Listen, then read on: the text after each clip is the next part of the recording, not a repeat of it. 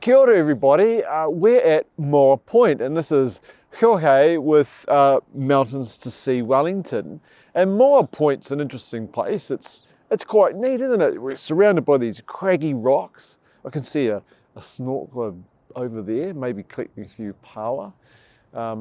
And lots of Rimurimu, lots of seaweed I can see around at the low tide point here. But apart from being in the flight path of Wellington Airport, quite a peaceful spot. Jorge, tell us more about Mountains to Sea Wellington. Sure. So Mountains to Sea Wellington is a non-for-profit charitable trust. It's been around since 2017, although the team has been working in the programs and projects that we deliver for over 15 years.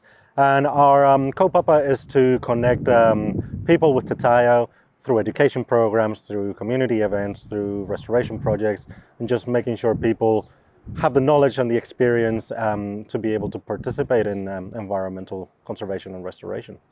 Well, it sounds like really worthwhile mahi, and one of those kaupapa is Love Rimurimu. All right, yep. So Love Rimurimu came about 5 years ago as an education program. So we do deliver a lot of education programs with the goal of getting those students involved in some sort of environmental action.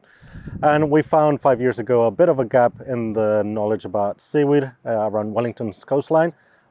So yeah, we developed the Love Rimurimu education program. It's been delivered for over around 8 schools in Wellington, over 250 students. But one school that has been coming back every year is Te Kura Kaupapa Māori o Ngā Mokopuna.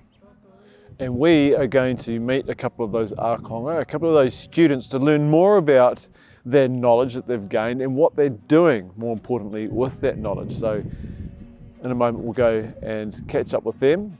But thanks so much. Kia ora. No worries. Thank you guys.